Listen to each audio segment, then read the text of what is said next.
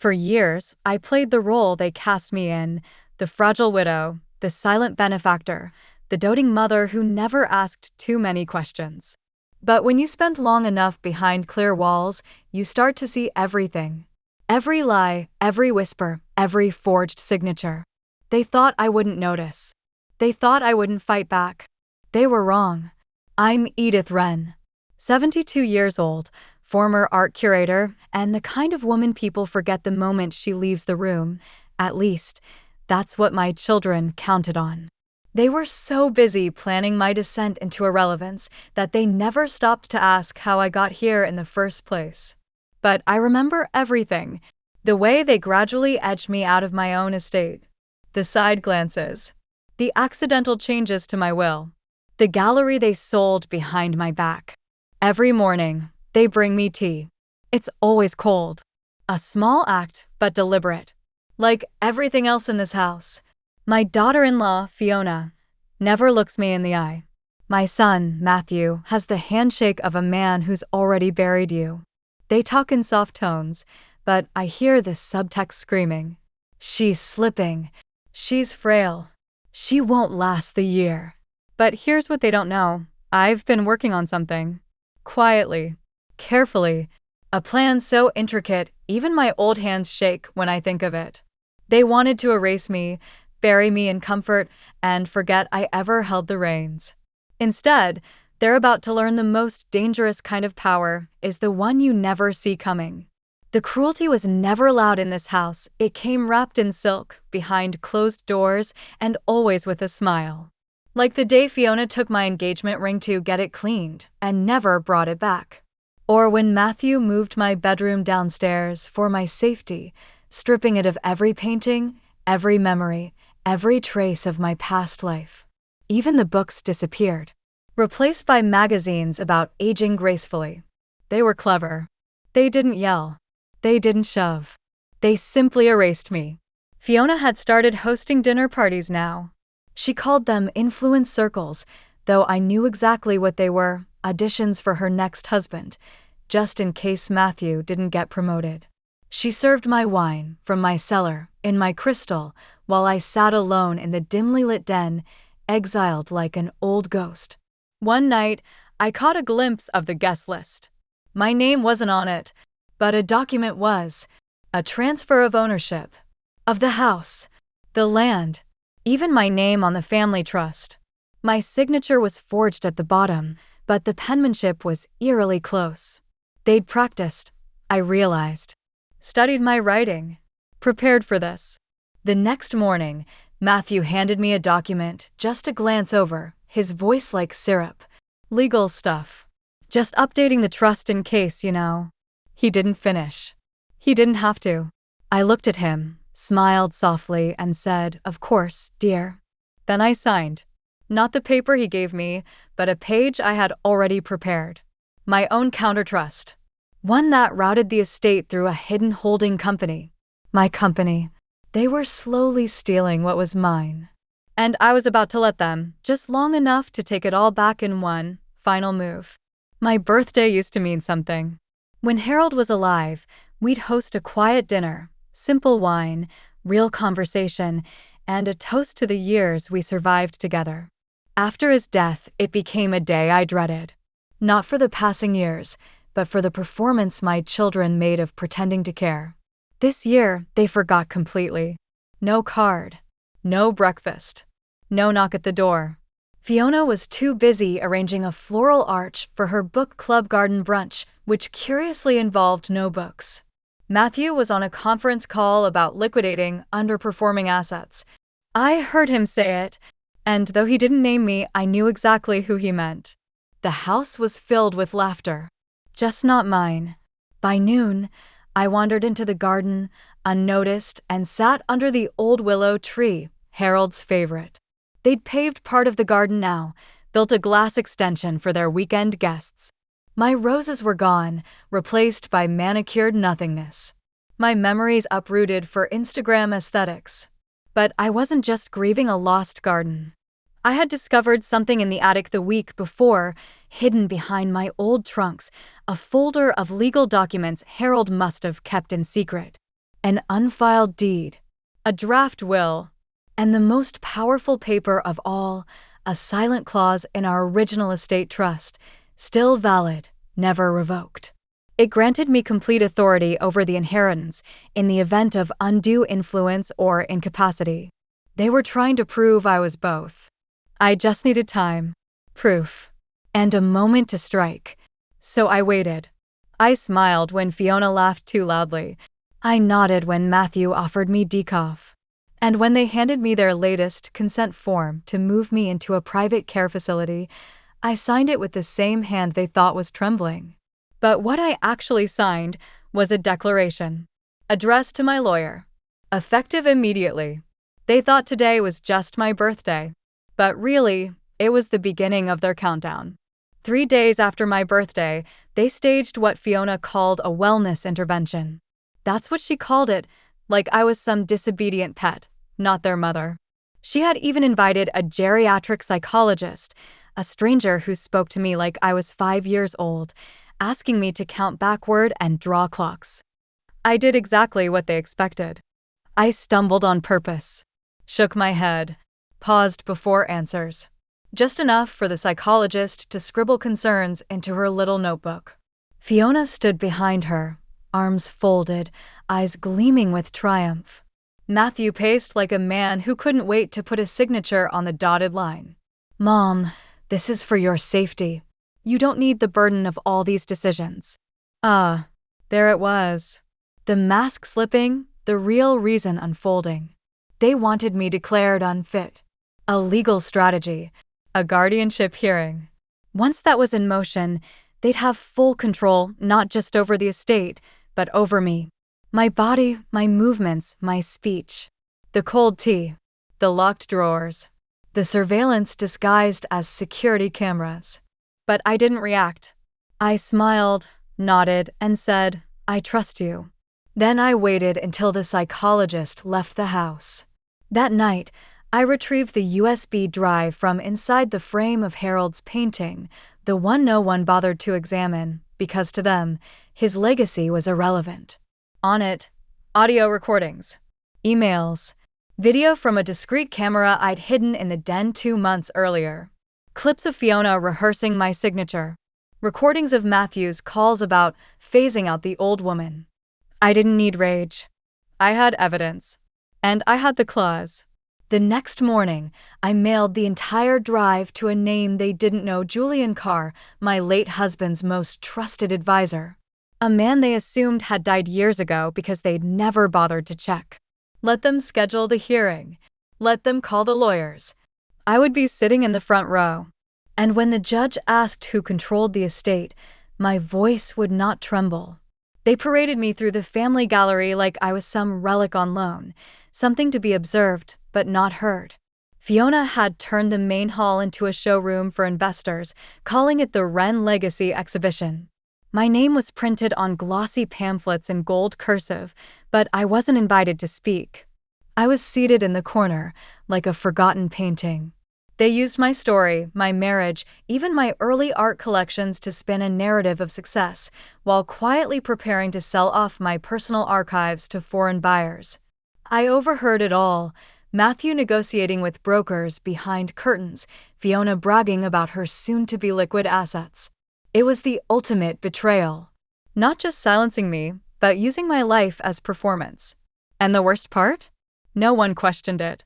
Not the guests, not the reporters, not even the old family friends who nodded politely and whispered that I looked tired. They believed the illusion because Fiona and Matthew had built it carefully. The sick mother, the noble children, the fading family line held together by their selfless sacrifice. But I knew what was coming. Julian Carr had responded. The moment the trust clause and digital proof landed in his hands, he moved fast. Faster than I expected. I was no longer alone. I had a legal army and they were on standby. But I needed one more thing. A final push. A public moment. Something no one could ignore. So I stood up, uninvited, midway through Fiona's speech about the inevitable sunset of one generation and the bold dawn of another. My voice shook only slightly. "I'd like to say something," She froze. Matthew's jaw clenched. But the crowd? Curious. Silent. I walked to the podium. Slowly, deliberately. Each step louder than the last. I thank you all for celebrating what we built. But it's important you know it wasn't we who built it. It was me. And it's me who still owns it. Every brick, every brushstroke, every single cent. A murmur. Then silence. I turned toward Matthew and Fiona. And as of this morning, both of you are no longer trustees. You are no longer heirs. And after what you've done, no longer my children. Gasps. Cameras. And one very satisfying thud, the sound of Fiona dropping her champagne glass. The audience looked stunned. But I wasn't. I was finally awake. And the house of cards they built was starting to fall. The fallout was immediate. Fiona tried to laugh it off, of course. Oh, Mother's confused. She's been unwell. Everyone knows that. She stepped forward, gently touching my arm like a nurse soothing a patient. But the room wasn't buying it anymore. They saw the tremor in her smile, the desperation in her eyes. Matthew didn't speak at all. He just pulled out his phone and began texting furiously, as if he could undo decades of betrayal with a single call. But it was too late. Julian had timed everything. At the stroke of noon, he entered the gallery. An older man in a dark blue suit, briefcase in hand, walking with the confidence of someone who knew. He didn't look at Fiona or Matthew. He walked straight to me, handed me the folder, and nodded once. I opened it and faced the crowd. These are the original documents, I said, including a living amendment, signed and witnessed, granting me sole ownership of the Wren estate.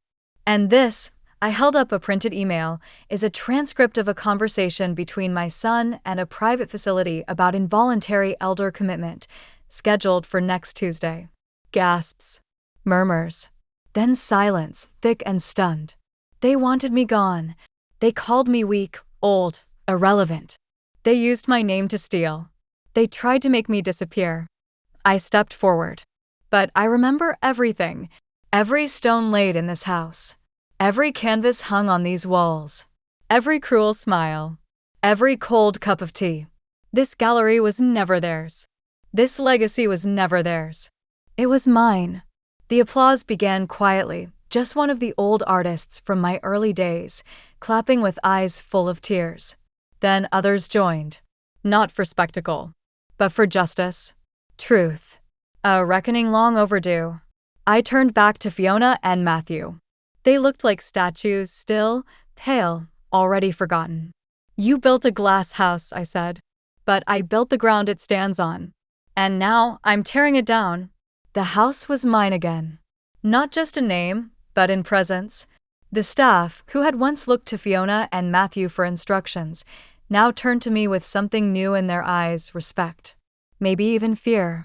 And for the first time in years, the silence in the halls wasn't oppressive. It was mine. I didn't kick them out immediately. No, I let them stay for a few more days. Long enough to feel what it was like to be powerless in a place they once ruled. I removed their access to the accounts, canceled their credit cards, froze the trust funds, watched as Fiona's hands trembled over her morning espresso when she realized her diamond card had been declined at the boutique the night before. Matthew tried to reason with me. He came to my study, the one they'd converted into Fiona's yoga room, and sat down across from me like a stranger. Mother, he said, voice low, practiced. We made mistakes. But we were trying to protect the legacy, our future. I didn't look up from the letters I was signing. You weren't protecting anything, I replied calmly. You were packaging me for profit. You used your father's death to erase me, and now you want forgiveness like it's a formality. He looked wounded, but only because his manipulation failed. You think you're strong now, he said. But you're alone. I set my pen down. No, Matthew, I said. You are. The next day, movers arrived. Fiona wailed. Matthew slammed doors. But they left, with their suitcases, their titles revoked, and their faces hidden behind sunglasses to avoid the reporters waiting at the gate. And I stayed. I moved back upstairs, restored my paintings, reopened my library, and I did something neither of them thought I'd ever do. I hosted my own gallery night. Not for profit, not for publicity, but to spotlight the local, struggling artists they'd sneered at, women, mostly older, who had been told they were past their prime. I gave them walls to shine on, and I gave myself a new beginning. No longer the victim, no longer the ghost. Weeks passed. Peace settled in slowly, like dust in an undisturbed room. But it wasn't silence born from fear, it was the calm that follows a storm after you've claimed the wreckage as your own. I slept better. I ate more. I even laughed again.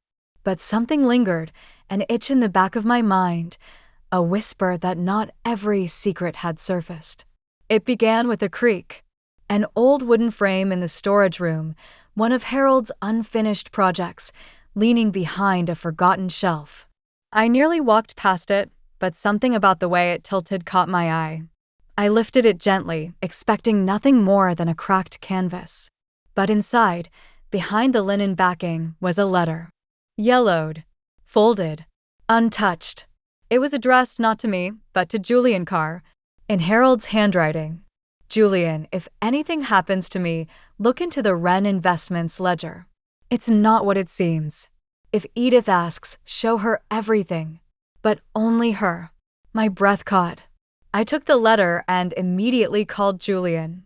Within the hour, he arrived at the house, his face unreadable, but the briefcase in his hand told me this wasn't just a friendly visit. I hoped we'd never need this, he said, setting it down on the table. But your husband knew them better than you thought. He opened the case and pulled out a file marked Wren Holdings, confidential, silent partner activity. Inside were transaction logs, shell company trails, and names: Fiona, Matthew, and shockingly, Harold's younger brother, Charles.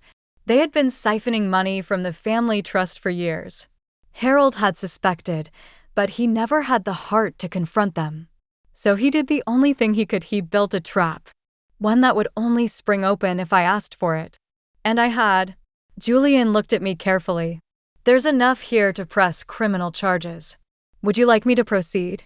I stared at the file, at the betrayals layered beneath smiles and handshakes. And then I smiled, not with bitterness, but clarity. No, I said softly. Not yet. I had a better idea. Because the worst punishment for people like them wasn't prison. It was powerlessness. And I was going to make sure they felt it every single day. I didn't rush. Vengeance served hot burns too quickly. But cold revenge? That seeps in. It lingers. It reshapes the air around the people who wronged you until their names no longer open doors, but close them. I began with Fiona. Her social climbing had relied on illusion, fake warmth, borrowed status, calculated philanthropy. So I whispered to the right people at the right events. Subtle, factual nudges. Did you know her charity fund never filed annual reports? Did you know the last 3 donations she boasted about never reached their recipients? Whispers turned into inquiries. Inquiries into headlines. Her carefully curated influencer profile crumbled. Sponsorships dropped. Invitations vanished. And suddenly, Fiona was just another well-dressed woman with nowhere to go. Matthew was trickier. His world was tighter, more insulated, corporate. But every empire has cracks. I found his weakest point: reputation. With Julian's help, I forwarded select files to the board of directors at his firm. Not anonymously. Under my name. With a letter detailing his fraudulent handling of the Wren Trust and a notarized transcript of his attempt to place me in an unlicensed elder care home. The firm responded within 48 hours. Suspension. Investigation. Frozen accounts. Matthew called me that night. Voice hoarse. Pride stripped. You don't understand what you've done. Oh, I do, I replied. I've ended the version of you that thought he could get away with it. He didn't call again. I wasn't finished. The next step was exposure. Not for attention, but for truth. I commissioned a small documentary titled The Glass House Deception, narrated by a journalist who'd once covered my gallery exhibitions. It told my story, and others like mine. Older women erased in their own homes, betrayed by blood, dismissed until they disappeared. It went viral within a week. Suddenly, my silence wasn't a weakness. It was a warning. The world remembered my name, and they would never forget what was done to me. For the first time in years, my reflection in the mirror looked like someone I recognized, not because I had returned to who I was, but because I had become someone stronger. The gallery reopened under a new name, the Edith Wren Foundation. Not just a tribute to me, but a vow. A sanctuary for overlooked voices, older artists, abandoned mothers, quiet survivors. Each wall bore not just paintings, but proof that survival was not the end of the story, it was the start. I started hosting fracture nights, events where women shared how their lives were broken and how they rebuilt them. At first, a dozen came, then 100, then thousands online and in person. Stories like mine poured in. Forgotten women, defrauded mothers, betrayed wives, abandoned grandmothers. We shared not for pity, but to rewrite the ending. I was no longer just a curator of art. I was a curator of truth. And still, there was one piece missing. In the far wing of the gallery, where the light struck perfectly at noon, hung a new painting, commissioned quietly, painted by a survivor I'd helped restore. It was of me, but not the version Matthew and Fiona tried to define, not hunched, not faded, not passive. It was a portrait of fire. A woman standing beneath shattered glass, arms folded, silver hair catching the light like a crown. Her eyes weren't pleading, they were daring you to look away. Beneath it, a plaque. She was never fragile. You just hoped she was. The day the painting was unveiled, the crowd stood silent for a full minute. And when they clapped, it wasn't polite applause. It was thunder. I no longer needed to speak to be heard. My story of betrayal, survival, and triumph spoke louder than any voice ever could. A month after the unveiling, I visited the family cemetery. Not out of sentiment, out of necessity. Harold's gravestone stood at the edge of the hill, weather-worn but proud. I brought new lilies, the kind he always loved, and sat beside him on the stone bench he had designed himself before anyone imagined I'd ever sit there alone. I did it, I said softly. I didn't just survive them. I ended them. The wind stirred like a breath. For a moment, I could almost hear his voice, calm, amused, proud. I laid a copy of the gallery's brochure on his stone. He'd be glad to know the foundation bore my name,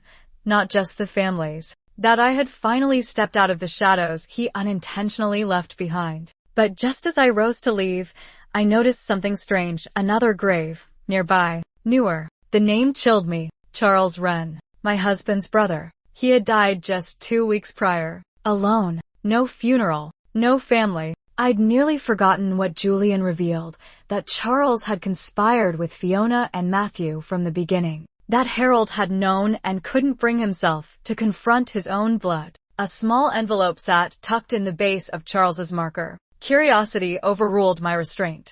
I opened it. Inside was a single photo. Me, Harold, and Charles from decades ago, smiling. Young, hopeful, and written on the back, in trembling ink, I knew what we were doing would break him. But I didn't care. Until it broke me too. Forgive me, if you can. See, I stared at it for a long time. I didn't cry.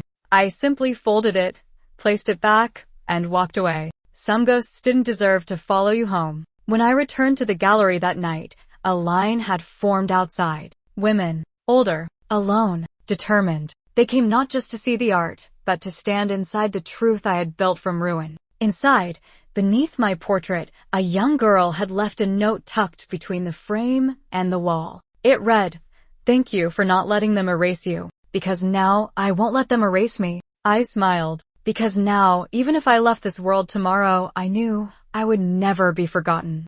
I had one last signature left in me. The lawyers brought the papers in leather folders, estate plans, contingency clauses, legal safeguards. I reviewed them all in silence, sipping tea that was, finally, hot.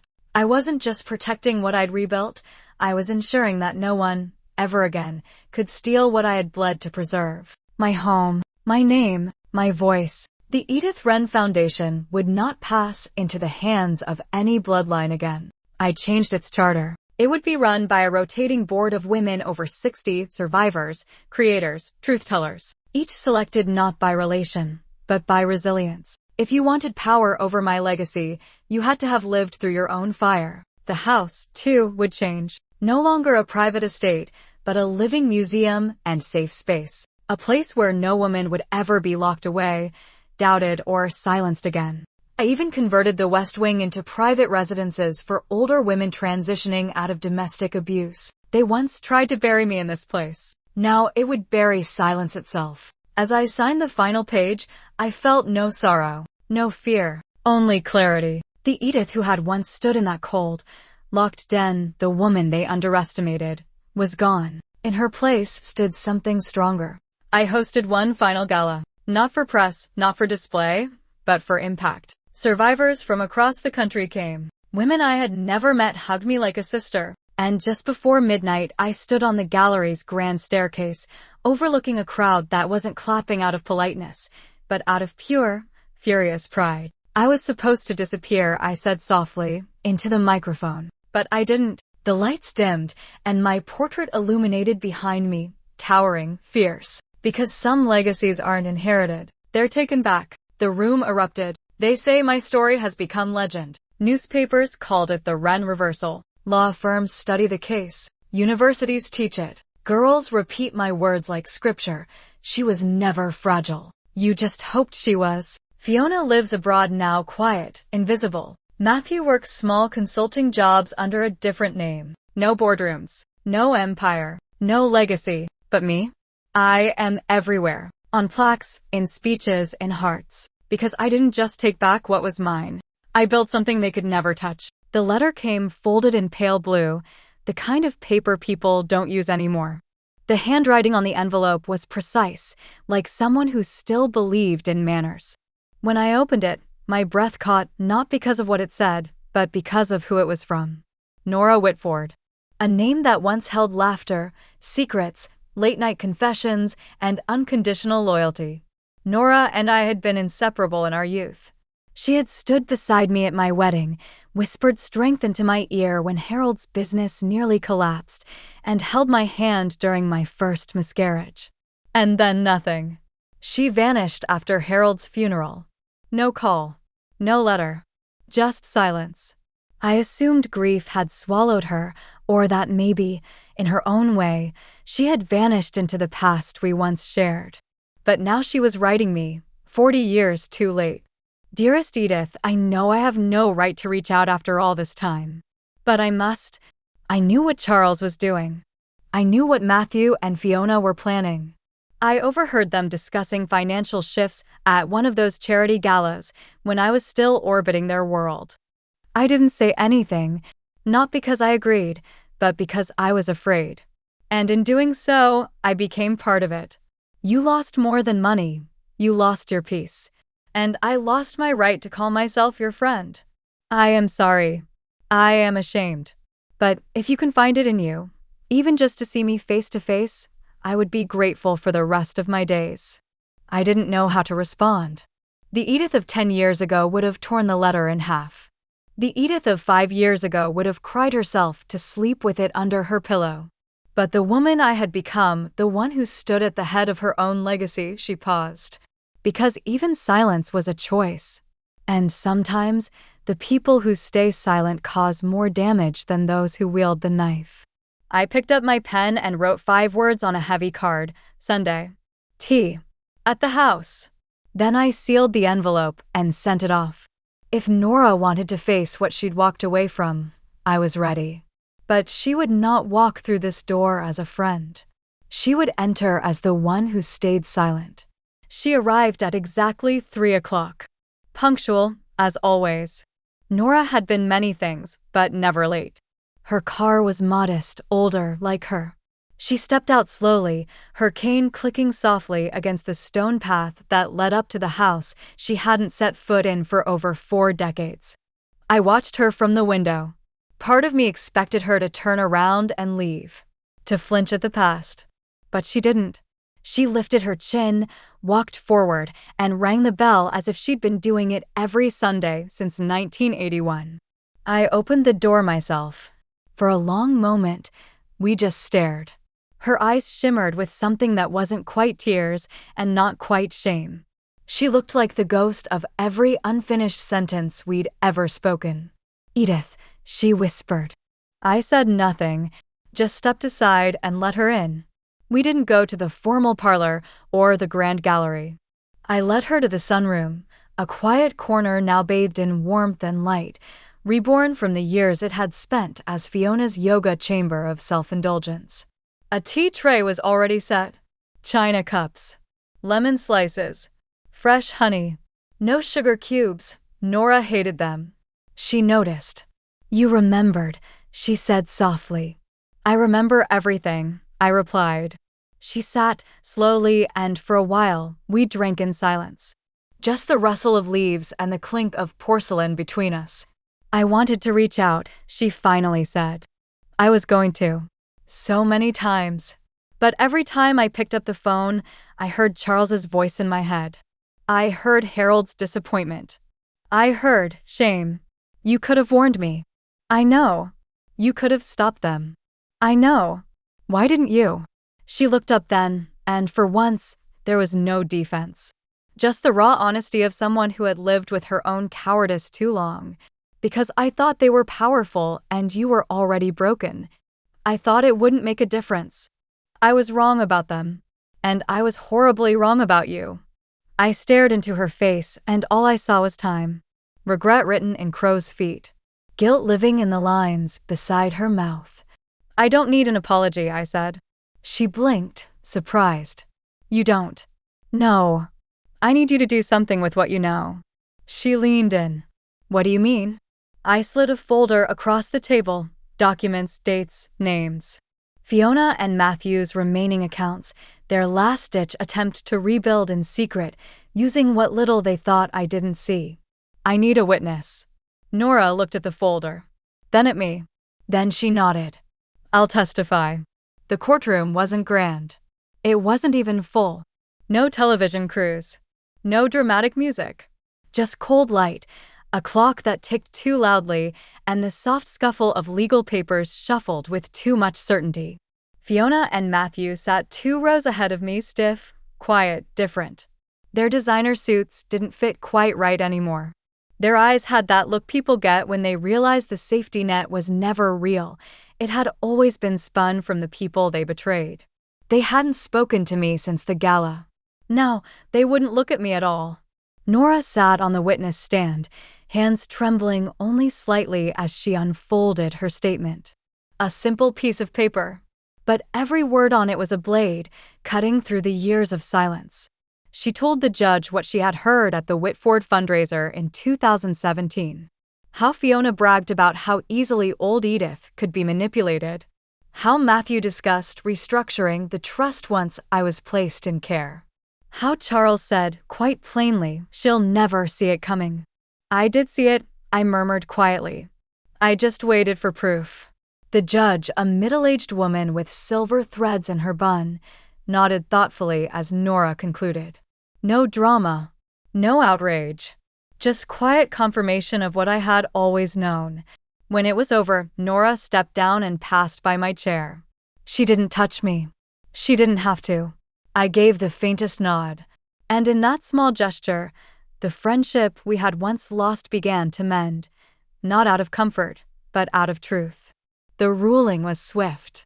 Fraud, malice, breach of fiduciary trust.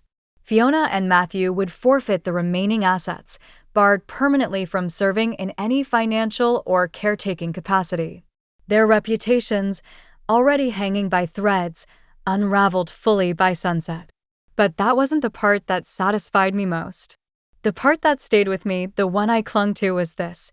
They had tried to erase me. And now, they couldn't speak my name without bowing their heads. The study was the last room I hadn't touched. It had remained sealed like a vault since the day Harold died, because that's what it was. A place I couldn't walk into without hearing his voice, without smelling cedar and pipe smoke and old paper.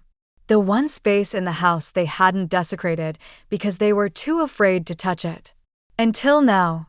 The key was heavy in my palm, the lock rusted from years of avoidance. It clicked open with a sigh, like even the room had been waiting for me. Dust hung like ghosts in the air. The desk sat untouched. His chair faced the window, still slightly ajar. A half-finished letter to me lay beneath a paperweight, never mailed, never spoken. I read it again. If you're reading this, I'm gone. And I pray you're strong enough to face them. They are not who they used to be, Edith. I fear I've left you to a war I should have fought. Forgive me. But if you win, burn it all. Build something they can never touch. I folded the letter carefully. Then I did what I had never allowed myself to do. I gathered the old ledgers, the contracts, the archives Harold had hidden, the quiet legacy they nearly destroyed, and I lit a fire in the hearth. Not to erase the past, but to bury it properly. I stood and watched the flames consume their greed, their lies, their signatures. One by one, the pages curled inward and turned black until only ashes remained. Then I opened the windows. Let the wind carry the remnants across the garden, into the air, over the hills. I wasn't just letting go of what they took from me. I was building my monument from what was left behind. Not of marble, not of glass, but of ashes and resolve. After the fire in the study, the house felt different. Not emptier, not sadder, cleaner. Rooms that once echoed with manipulation now held purpose. Fiona's parlor, once a showroom for her shallow ambitions, was stripped of velvet drapes and marble busts, converted into a reading room. Shelves lined with stories by women who were ignored in their time, whose names were nearly forgotten. Not anymore.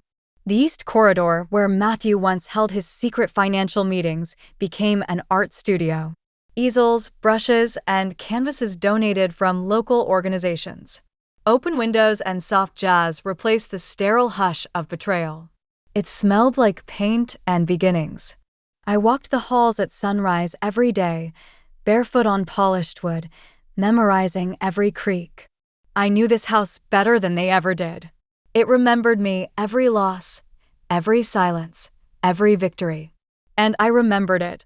It didn't haunt me anymore. Now it housed me. Soon, women began to arrive, not as visitors, but as residents. Not broken, not rescued, but ready. Maria, 63, left a decades-long marriage with nothing but a suitcase and a sketchbook. She now teaches painting classes in the converted ballroom. Janine, 70, had been defrauded by her nephew. She runs the financial literacy seminars on Tuesday evenings, her voice sharp, her stories unflinching. And Nora, she moved into the West Wing. I gave her a room with a view of the garden and a key to the library. We never spoke of the past again, not because it didn't matter, but because we had made peace with its place. Now she helps catalog the letters we receive from around the world. Some of them still arrive in blue envelopes. One morning, I passed by the mirror in the grand hallway. For the first time in years, I didn't turn away. I saw a woman who had been erased and rewrote herself into permanence. It was a Thursday afternoon when the letter came. No return address, no seal, just a simple cream envelope with my name written in rushed, unfamiliar cursive. I knew before I opened it who it had to be.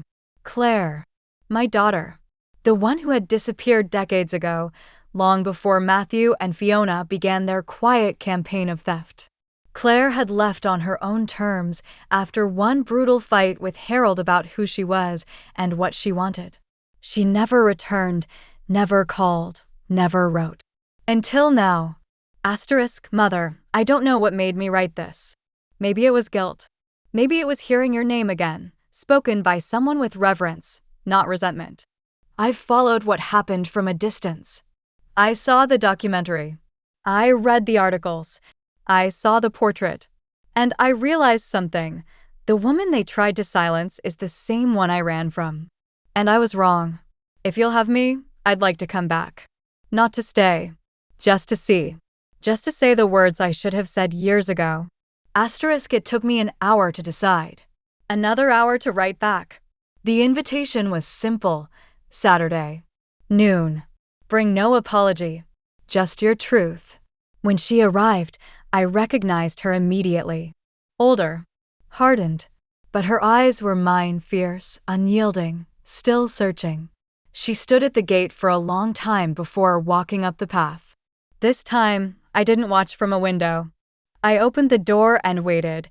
She didn't speak. She didn't need to. I stepped aside, and she came in. We sat in the kitchen. The old one. Not the remodeled showpiece Fiona installed. The real one. Where Claire used to steal biscuits before dinner. Where we once laughed about nothing. Where Harold shouted and I stayed quiet. Where everything had both bloomed and broken. I hated this place, she said finally. I know, I replied. But I didn't hate you. I hated who you became when he was alive. When you disappeared into his shadow. I nodded. And now? She looked around. Saw the changes. The warmth. The walls that spoke. Now I see you. We talked for hours. About the missing years. About her life abroad. About the pain neither of us could stop, only name. And before she left, she placed something on the table. A necklace. Mine. Lost decades ago. I kept it, she whispered. Even when I was furious. I took it. Not as a gift. As a beginning. I wrote it on real paper. Not typed. Not notarized. Not filtered through lawyers or legacy planners. Just ink. My hand. My words. The house was quiet the morning I began, sunlight spilling across the desk, birds outside the window, distant laughter from the West Wing. I knew they would want to know who would inherit everything when I was gone. But I didn't want to leave them property. I wanted to leave something that couldn't be misused. Something that couldn't be locked in vaults or transferred through banks. Something they would read when the world went quiet.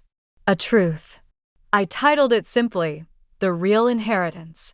To the women who will carry this forward, I leave you my story because you will need to know that survival is not the same as silence. That being underestimated is the greatest camouflage you'll ever own. That they will call you fragile, difficult, dramatic. Let them, then win. I leave you this house, not as a place of shelter, but as a place of ignition. Light your fire here. Find your voice here. Break and rebuild and scream and paint and sing until your lungs remember what freedom sounds like. To Claire, should you choose to return, I leave no apology. Only the space to become more than we were. That, I believe, is the truest gift a mother can give. To the others, those who tried to destroy me, my absence will be louder than my presence ever was. You will not inherit shame or spite or revenge. You will inherit nothing. And that is precisely what you gave me. To the next Edith Wren, whoever she may be, wherever she may rise, know this: the world may try to erase you. Write yourself back in ink, so bold they never forget again. I signed it with my full name, Edith Imogene Wren. And I sealed it, not in a vault, but behind the portrait. The one of me fierce, standing beneath shattered glass. The one that would never be taken down. Let them look at my face and read the truth behind it. The key was old, older than the house itself, tucked away in a box of Harold's artifacts I hadn't dared open until now. It was wrapped in velvet, labeled in Harold's careful script, for Edith. When she's ready. I wasn't sure what door it opened, but I knew I was ready. I walked the house like I always had, barefoot, slow, observant. Past the portraits, the rebuilt library, the reopened studio where Maria was painting something wild and red across the canvas. Past the courtyard where Janine was teaching a seminar called Reclaiming Power Legally. Past Nora, who was carefully sorting through letters from women I would never meet but who now knew my name. And then in the East Wing beyond the servants' quarters, down the old staircase where Fiona once stored wine and secrets, I found it. A hidden door. Not grand. Not obvious. Painted the same color as the wall. Ordinary. But the key fit perfectly. The lock clicked open like it had been waiting. Inside was a room untouched by betrayal. Stone walls. a single wooden chair. And on the far side, a vault. Empty. Not a place to hide. A place to begin. It was the original foundation of the house. A space Harold had once planned to turn into a wine cellar, then forgot. But now it would be something else. A room for the next Edith. Or Maria. Or Janine. Or Claire. Or whoever came after me. A space to begin, not after loss, but before the world tried to silence them. A place to plan. To imagine. To create. The final room. The one they never got to stain. I stood in it for a long while, breathing in the stone and soil, feeling the earth beneath me, unshaken, unbroken. Then I walked out and left the door open behind me, because this was never really my ending. It was their beginning.